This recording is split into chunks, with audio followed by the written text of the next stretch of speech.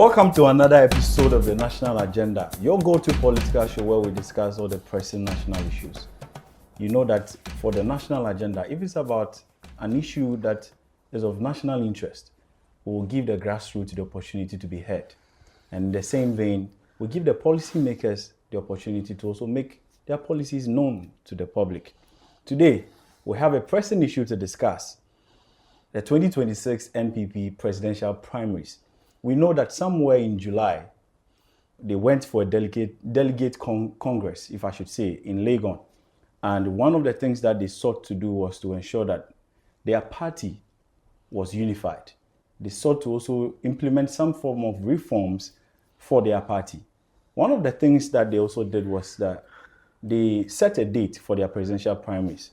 And a lot of Ghanaians were skeptical about the strategy they were taking, because generally you would see a lot of political parties start the elections from the grassroots before picking their flag bearer. But the NPP has chosen a different angle.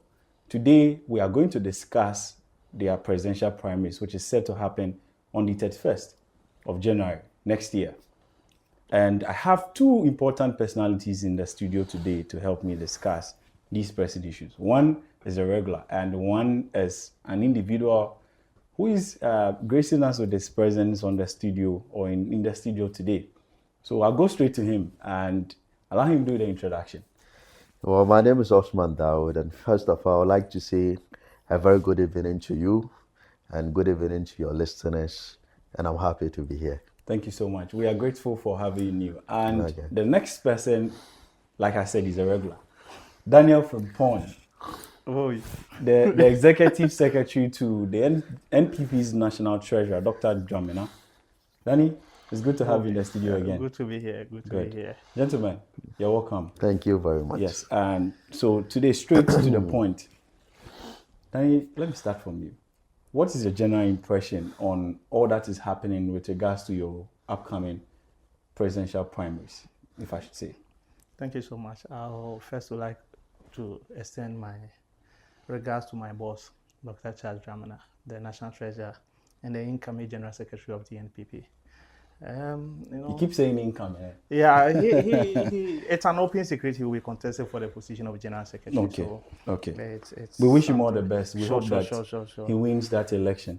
He is going to win. I can assure you, he's going to win. Okay. Yeah. So far so good. Primaries and the things that have been going on. It's only few of our party people who has chosen a path which is not helping the party. But aside that, I think so far so good. If you say few people in the party have chosen a path that is not helping the party, what do you mean? You know, the party leadership has come out several times to condemn some of the utterances from some of the party people. One of them is the Abuno Regional Chairman, Bafo Abronye. Some of his comments towards Honorable Kennedy Japan and so on. So I think those are the few things that has come up that everyone feels that it's not going well as a party. It does not augur well when it comes to internal contests and all those things. But aside that, so far so good. All right, so I'll come back to you. Hold on. Okay. My brother. Yeah. What is the impression, the general impression of the incoming government, the NDC, on the decision the NPP has taken with regards to their primaries? Well, the NDC, unlike any other political party, let me say all other political parties in this country, we are used to the old traditional system where we used to do the bottom-up approach. The bottom-up approach, that is where we start from the branches. NDC, we see we at the basic level, we say it is branches. We do the branch elections. And there's a reason why we sometimes start with the branch elections, because within the space of 4 years, so many things might have happened. Yes. Some might have died, some might have traveled. So we start at the branch level in order to fill in all these positions, so that because the branch level, mostly when the party is not active, like campaigning actively for a very long time, they tend to slow down a bit with the activities at the branch level. But when we have important party activities coming like this, we start from the branches where we energize the branches, we motivate the branches, they begin to have branch elections, branch meetings. So all these gaps that I've mentioned earlier, that is not in existence, assuming the person has traveled out of the country, is holding an executive position at the branch level, he has traveled out of the country. We'll make sure we fill those positions and encourage the branch to do branch meetings, which will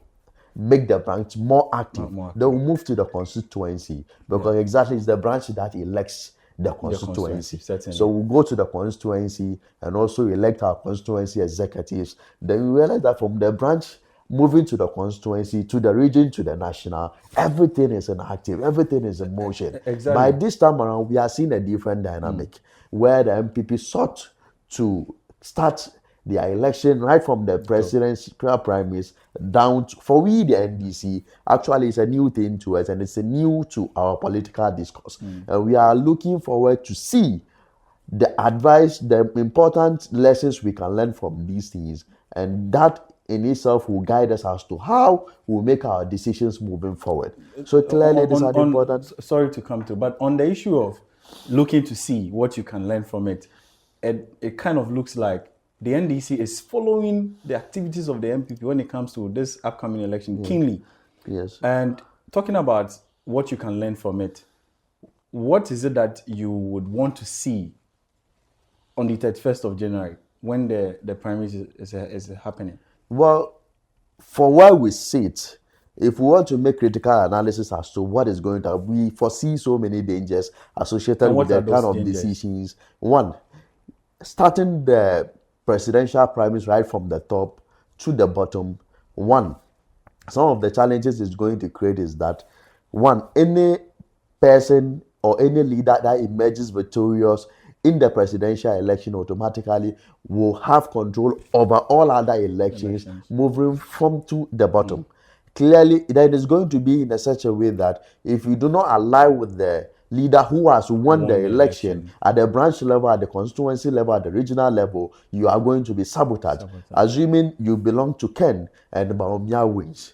Then obviously when it comes to the branch elections, those against on Baumia's side are going to tell the people that this person doesn't like Baumia in a way. So if you vote for him, there is no way he will work for Baumia. So let's kick him out. Then there will be some form of conflict of interest. Yes. So this is going to actually deepen the cracks. But people are really going to get upset because they are going to feel that particular side function of the party have hijacked the entire party and they are doing it as they want. So this is going to deepen the crack, and in the long run, it may affect them in the upcoming general elections.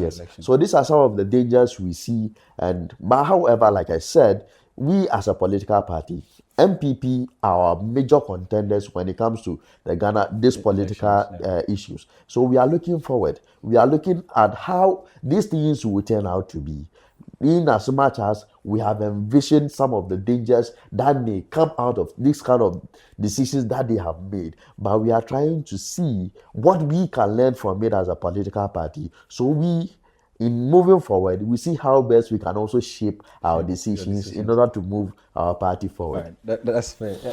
Danny, let me come to you. You see, people are criticizing the approach the NPP is using, and it's very obvious, even in our conversation.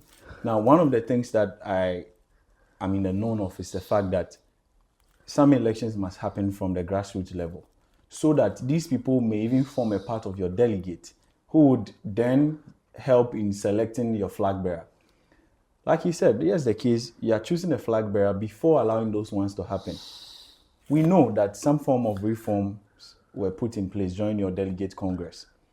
And one thing I'm worried about is that it looks as though people that were delegates would have the voting power, as compared to the fact that if we had started the elections from the grassroots level, then new people, new faces will come up and help in the decision making for the flag bearership position. Now, when this happens, somebody votes for a flag bearer and we vote in the primaries, assuming that there's no external influence from the one who wins the flag bearership, and then it changes. Don't you think that, yes, they have chosen a flag bearer for a party and they have left for other people to occupy? That challenge that comes up, How is the NPP speaking to these issues? I think with this issue, the party leadership has thought through this before approving it. As it has always been the case, though not all of us were in support of the top-down approach, but to the party leadership, they think that is the best way to go as a political party, because they feel that after the 2024 election, the cracks in the party and the struggles is becoming too much. So they feel like, okay, why not elect our leader first, so that when we are done with the presidential, he can then make sure that there's a reconciliation, make sure he brings everybody on board. How is that going to be possible? I see some sort of a challenge, looking at the fact that, like Dawood mentioned, going into conflicting of interest will be there. You see, so going into 2024 election, you remember when we went to Takrade for our manifesto lunch, the then majority leader and the current minority leader, Fenelon, made a statement that enough of the reconciliation, we should move on as a party. Okay. And I think one of the challenges we had going into 2024 election was reconciliation, bringing people back on board after our presidential primaries. It was too late and people were aggrieved. Some were like, they feel they've not been treated fairly. Yeah. So some relaxed. They didn't want to even be part of the campaign going into the 2024. So we spent a lot of time trying to reconcile with those people and bring them on board and help campaign. So all these things comes together for the party leadership to think that, okay, going into 2028 election, we should have our flag bearer election first. And when we are done, we will make sure that we bring everybody on board. And Mr. Fobi, one thing is that when we choose the flag bearer first, either we choose Kennedy, Bawumia, Brian Achampong, Educhum, or Kwabena Japon, whoever becomes the flag bearer, I believe as a party person or a party member, your responsibility is to come together and work for the interests of the party and make sure that we come back to power. So it's incumbent on you to decide either you want to be part of the party that is going to win the election, or you want to withdraw and go and sit somewhere. Because and I see that happening. No, and that is why I told you that we have enough time to make sure we do reconciliation. When we going into 2024, the time Alan left the party, if we had enough time, we would have been able to reconcile with Alan to make sure that he still stays in the party. You understand? So that even leads me to ask: is Alan coming back to the party? Alan coming back to the party, I'm not foreseeing that. Okay. But I think it will depend on what I've heard and other things. It will depend on the one we are going to elect in the 2026 flag bearership election. Okay. The person who will win the flag bearership election will determine either Alan will come back or not. Because you and I know it is an open secret that Alan challenges with Bawumia how the system was being schemed for Bawumia. So he felt aggrieved and he felt that no, he has not been treated fair, and he left. Again, so on the same system, let me ask you, Danny, it kind of looks as though it is skewed in favor of an individual. We've seen critics in your own party come hard at party executives, party governors, your trustees and all that, arguing that, look, it looks as though whatever you are doing is skewed for one person to win. I don't know that individual, but should that be the case, are we going to see the other aspirant stepping out of the party, or are we going to see some form of a reconciliation? That is even if it is the case. So it is up to you to let me know that's not the case, and probably let me know what is happening now. So, Ofobi, I think I've said it in your studio before, that in every organization, the decisions you take definitely will affect people, and it will also have an advantage to other people. And that is what is happening in NPP. No matter what you do, any decision you will take, either it will favor one of the aspirants, or it will go against one of them. So that is why people see it to be like it has been schemed. And the issue is that that is why a lot of the people were complaining that we should have started from the top down and From make the sure that bottom to from the the down to the top. The top, okay. Because people feel that the current crop of leaders that are there are leaders who were with the former flag bearer, and they feel that still they will be working for him. And it's indeed true, because when you go to council meetings and those things, whatever decision they want to take, once you want to contest, you must have your people there, because if it becomes a tie, we have to obviously vote to take a decision. So when it gets there, the one who has this majority of the people at the council will always have his way. So whatever decision you will take, no matter what you do, it will favor one party and go against one party. But the most important thing is making sure that there is unity in the party and working together for 2020. Dawood, straight to you. I have personally monitored the campaign of some of the aspirants in the upcoming primaries of the NPP. For instance, I have seen the former vice president or their former flag bearer, Dr. Baumia, in the central region, trying to amass a lot of delegates behind him and all that. I also know that the central region, for some time, has stood behind the NDC. Absolutely. Is this going to have an impact? For instance, if the people of the central region decide that they are going to stand in for the former vice president, Dr. Mahmoud Baumia, and because it looks like that is happening, because we've seen party officials in the central region on stages putting themselves together, rallying support for him. How significant is this going to be if all delegates in central region vote for him? And that is also the NDC's stronghold. I can say it any day, any time. Even though there's a belief that the central region is a swing region, but look, basically it is a region that the NDC can equally say this is ours. Absolutely. What are some of the significant impact we are likely to see if it goes that way for Dr. Baumia? When you look at it in this context, the two major parties or individuals that are likely to emerge victorious is either Dr. Baumia or Kennedy Japan. And clearly, each and every one of them has got a stronghold. We all know Baumia's stronghold, apart from the fact that the government machinery skewed the election for him to win. I think that is the same system that has been in place, because the system has not changed. The initial system that was skewed for Baumia to win, that made Alan got upset and left the party, is the same system. And I want to believe that same system also infuriated Ken. Yes. And the same system is still available. It has not changed. So nothing is going to change. At the end of the day, one of them is still going to get upset. One of them is still going to get upset. You see, let's go to the side. And obviously, Ken's stronghold is the central region, because obviously your home grounds is your home grounds. Is that not so? But like I said, the system has not changed. The people of the central region in the previous election, obviously, once it is Baumia that emerged Victoria, we will say that they voted for Baumia. Is that not so? Certainly. Once he is the one who emerged victorious, we will conclude that they voted for him. And this is still what is going to happen. Nothing is going to change. You see, they still voted for Baumia, and they still assuming that they vote for Baumia. Yes. Like you're saying. Yes.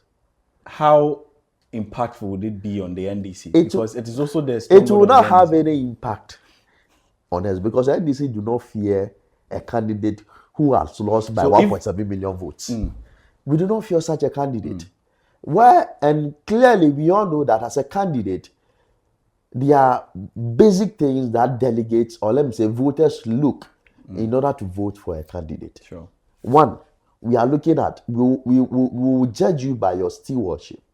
One Baumia, His Excellency the former president, Nana Addo Dankwa Akufo-Addo, brought Baumia. Even as at then, he wasn't a party member. We all knew what he said. He told the NPP people before they finally accepted him. They said he was the economic wizard. Is that also? When the former president won the election, he made him the leader of the economic management team. And we all knew how the economy ended. We knew the dollar was about 17 cedi before he left office. We knew the price of goods and service in the country. We knew the cost of transportation. We knew our inflation rate. We knew where the dollar was. We knew all these things before finally, His Excellency, the nation builder, His Excellency John Dramani Mahama, emerged victorious. Within the space of 1 year, we've not seen our cost of borrowing has not increased, it has reduced. Okay. Inflation has reduced, cost of goods and service has reduced, the dollar has come down. So clearly, if we should bring Bawumia again So and it's decide like a to double judge jeopardy. him, and decide to judge him based on his stewardship, clearly Bawumia has no chance to stand any candidate that NDC decides to bring after His Excellency John Dramani Mahama, because obviously he has failed awfully. I'm not campaigning for Kennedy either. Kennedy has got his own flaws. But I can tell you, NDC is rest assured that any candidate that we will bring, and clearly there's other things that will look. The party is currently divided. The NPP party is currently divided. And you don't think so? That is the case in the NDC? No. Oh, Currently, we that's don't not have true. such issue. Currently, we don't have issues. I know definitely we are very soon. We also have our internal elections and what have you. But clearly, we will find a way to manage our own. They have not been able to manage their own. What makes you not say true. so? Yes. On what grounds do you yes, say they have not been yes, able to? They've not been able to manage the S's because, one, we saw the issue with Alan Chamantin. When NDC will not skew election for anybody.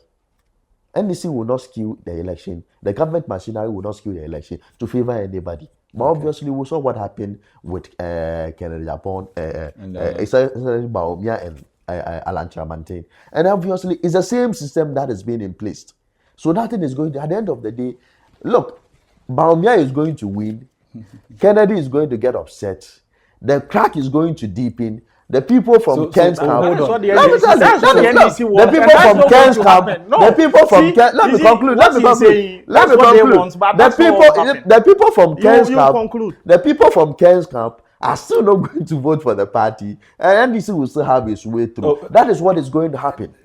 I get that assertion. Danny, how do you respond to these assertions? See, a lot of the things he has said right now, it's not true.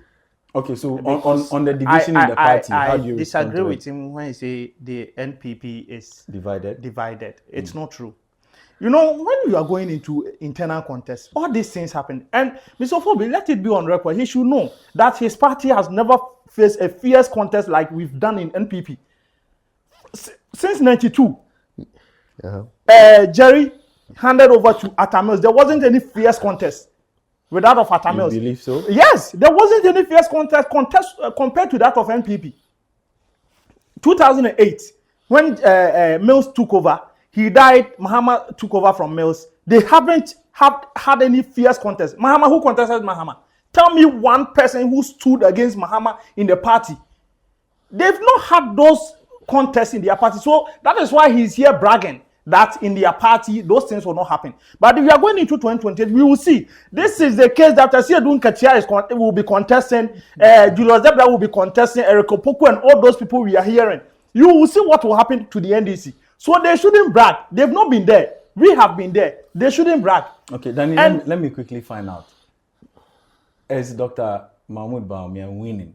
Or Alan, forgive me, or Ken is winning? Or Edichum is winning? Who is winning? So, Fobi, the issue is that this question you've asked me, I know is going to create a lot of problem because of my boss' position of being a national executive and for that matter, he trying to be in between, not to openly support anyone. This would be your own. Yes. Own voice, so because I'm his PA, sometimes whatever you say out, people misconstrue and Think you that see is him. link it to him. So that sometimes when you are making certain comments, you have to also think about his position as a national treasurer.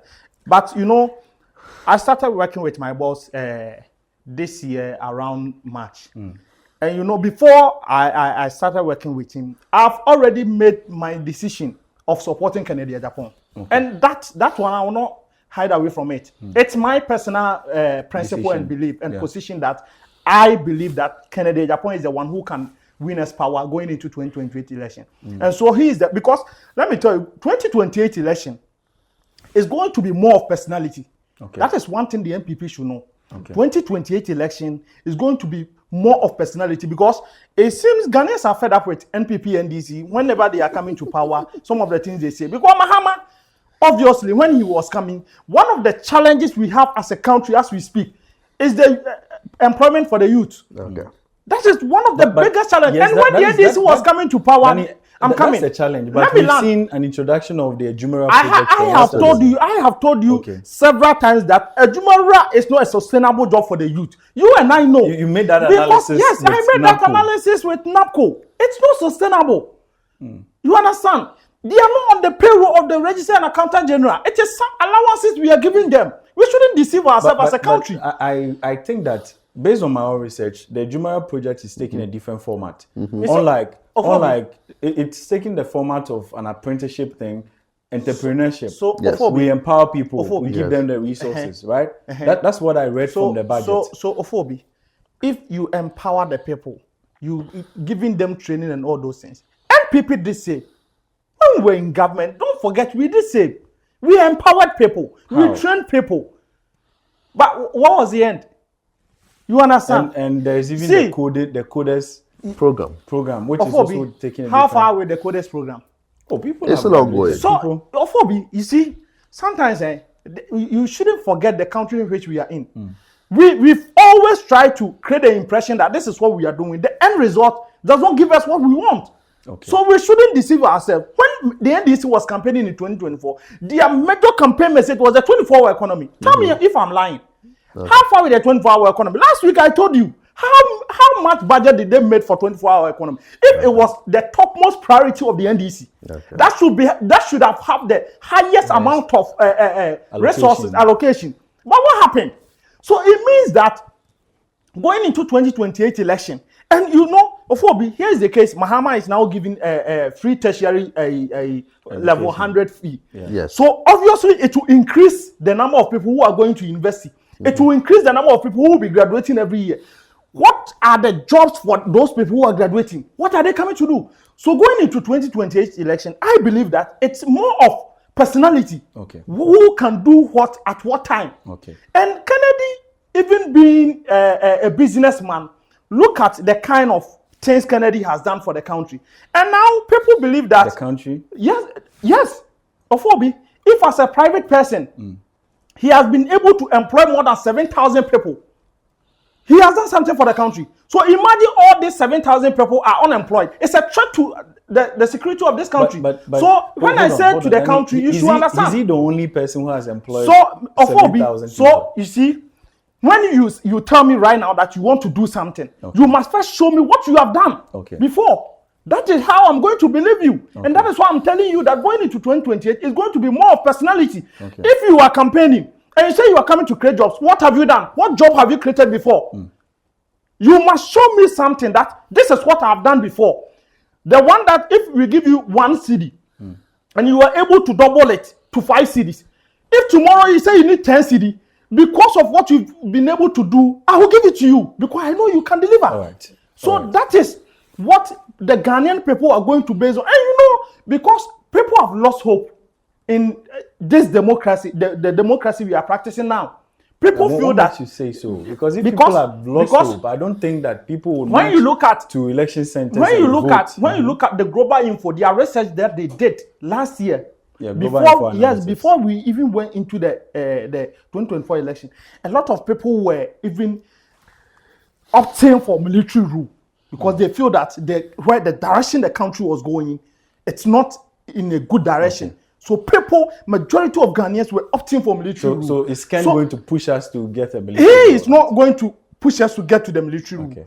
But Ken has been one of the people that the perception about him in Ghana is a good one for the country because even his own party, he will not allow you to fool. When you are doing something wrong, Kennedy will come out and speak out. And that is the kind of person going into 2028 election I think Ghanaians need. Okay, Dawood, what is the implication if, like he's saying, the Honorable candidate Japan wins the presidential primaries for the NPP? What's the implication on the NDC? Before I come on that, I think he has made some allegations and I think we need to correct it. In respect to the Ejumara and some other project, that he's continued to say that project, that Ejumara project is more or less like the NAPCO Unsustainable. project, unsustainable and all of that. But what I want him to understand, we in the NDC have also always had the position that we all know that government cannot employ everyone in the country. So one of the key areas we are looking at is also to empower the private sector so they can also take. Through what? Through what policy? Is it a 24-hour So economy? he's Let us making, finish. he's So making, I want. Let us he's finish. making Okay, a progress. So you let him make finish. a progress. Let me make progress. So we also believe in the private sector. We being able to empower the private sector so they can also reduce the unemployment situation we have in the country. That is why we brought the Ejuma project, so that at least we're able to train people in entrepreneurship, set them up to be able to expand, so that at least they can also employ people. We brought the Nkukon Kitinkiti project, which is also, we all know the number of poultry we import into the country. And clearly, if we are able to, the president, what do we call it, commissioned it some few weeks ago. If this has taken full flight, and obviously, if we are able to do it well, it's going to reduce the rate of unemployment in this country. And obviously, the almighty 24-hour economy. While here, Honorable Gusitano has come to outline how the 24-hour is going to take shape. We've seen it. And clearly, the NPP will not tell us how we should, what time and how we should enroll our project. I think this is that we just came into government. This is the first 10 months, and obviously the government is seriously doing well. Like I said earlier, the dollar is down. Rate of unemployment is down. Goods and service is down. The rate of unemployment is down. Syria. Wait, the inflation is down. Let me finish. The inflation rate is down. Our dollar is coming down. The cost of fuel even the cost of doing business has gone down drastically. That in itself gives business owners the opportunity to be able to expand and also employ more. So clearly, the government is doing well. All right. So on the question people. I asked, what's the implication if Ken should win the primaries for the NDC, the NPP? Sorry. The NPP. Clearly, it is not going to have any effect on the NDC. Because, like you mentioned, Ken hails from the central region, which is a stronghold for the NDC. And we know the upset he's caused in times past, in previous elections. In general elections, Ken always causes upset along the central regional stretch. So if he becomes a flag bearer, certainly there will be a huge impact when it comes to amassing votes for the NPP in central region, which sometimes the NDC depends on to even win elections. That's why I'm asking, what would the implication be? What would be the meaning if the Honorable Ken should win the primaries for the NPP? With him hailing from central region. Yeah, like I always say, like I've always said, I've always maintained the position that if Ken emerge as the flag bearer of the NPP, the Ghanaian voters are not going to vote for him because he is Ken. Or the people of central region are not going to vote for him because he is Ken and he hails from the central region. They will look at the economy. What is going on in the economy? How best has the NDC or the current government let's not take away the fact that the Ghanaian people, the kind of politics we practice is underpinned by things like ethnicity. We always brush it off, but it's there. Things like religion. And so long as the Ken hails from the people of the central region will have a belief that he's one of ours.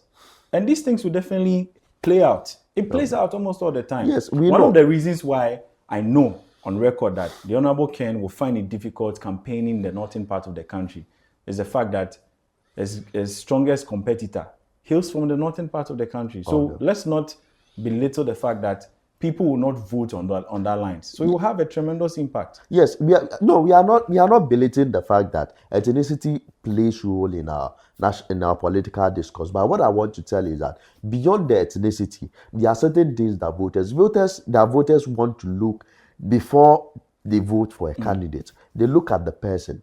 How is the person relating in the public space? We've all known the stories of Ken in our political space. How rude he is, how he talks sometimes on the media space, and how unguarded he is with his comments and some of the things he has said in the past. We've seen all those things. Ghanaians and the people from Central Region also want good governance. They want Central Region to transform and also move forward. They will look at all these things before finally they make a decision whether they would want to vote for Ken or not. NDC has also equally done so many things in the central, and we've given the central region the opportunity, like our current vice president who is from the central region, our finance minister is also from the central region. So clearly we equally have strong people coming from the central region that we could also see that today. I know the people of central region will be very proud of Honorable KCL to forcing with the good things he's doing for the economy, and clearly they are proud and they would want to continue on that agenda with this political party. So if Ken emerge as victorious, clearly it's not going to have any effect on the NDC.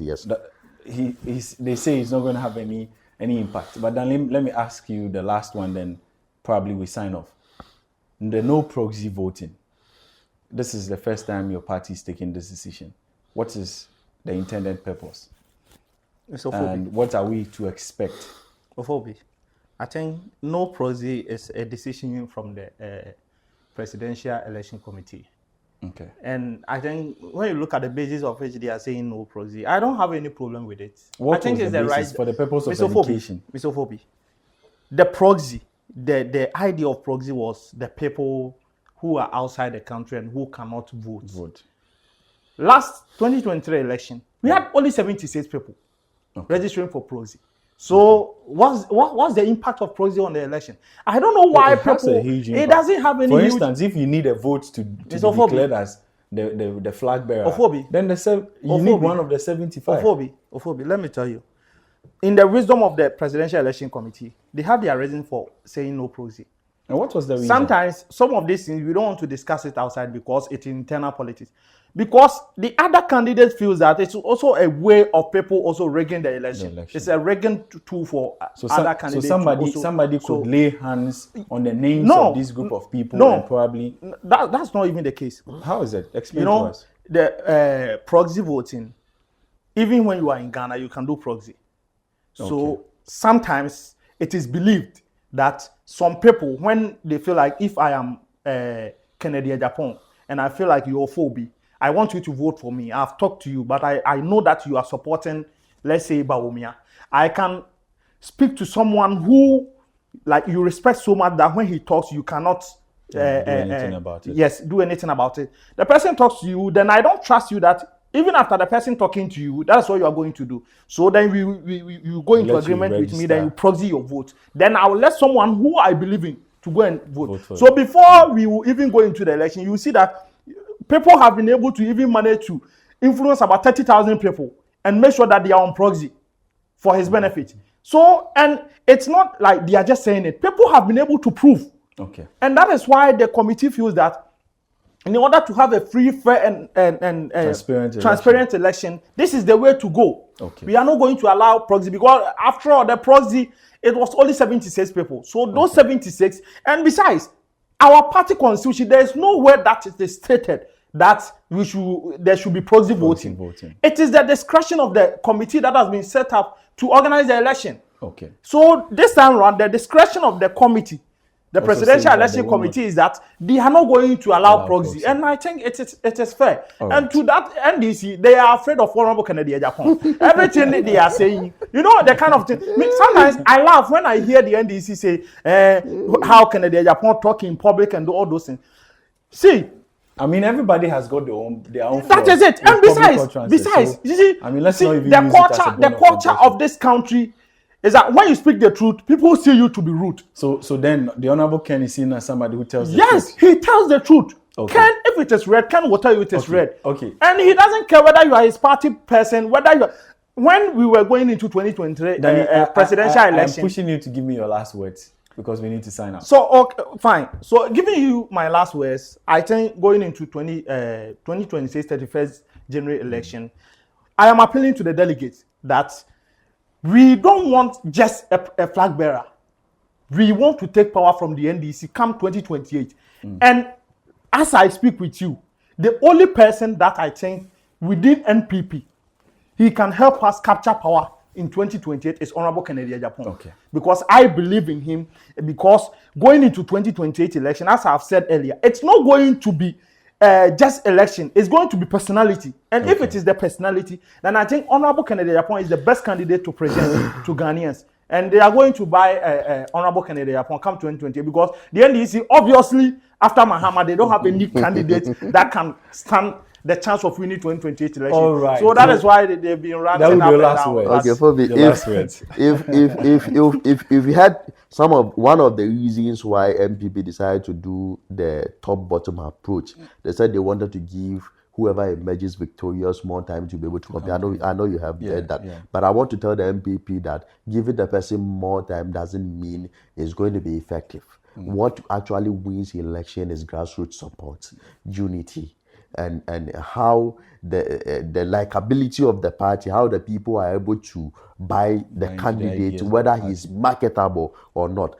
For someone like Baumi, obviously, his economic indicators, or let me see how they put it, he has failed woefully as the leader of the economic management. Let me conclude. You had your time. You had your time. Let me conclude. You had your time. You had the time. We need to sign out. Baumi has failed woefully as the leader of the economic management, so clearly he stands no chance. And clearly, someone like Kennedy Ohene Ejapo, we were here when the NPP people, same NPP came, 10 sins of the Kennedy Ohene Ejapo. 10 sins of Baumia. So clearly they themselves, clearly this should tell you that they do not even like the candidate. So clearly I'm telling you, all the candidate that is currently on the NPP's ticket, I can tell you for a fact that NDC is not scared of any of them. And anytime, any day, we enter into any general elections, whoever will bring, it doesn't matter whether it is the party chairman Johnson Asiudin Ketia or whoever it is, but I can tell you for a fact that this is going to continue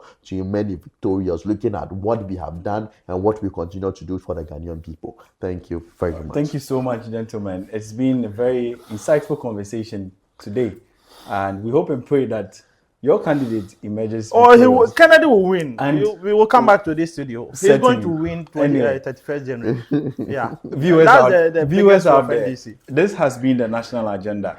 And today we came your way with the NPP's upcoming presidential primaries. It is our hope that going into that primaries in January, there will be peace. Let's not belittle the fact that even though they belong to a particular political party, they are still Ghanaians. And so we are encouraging the leaders of the NPP to ensure that peace prevails, to ensure that we don't lose lives, as we've been seeing in recent times.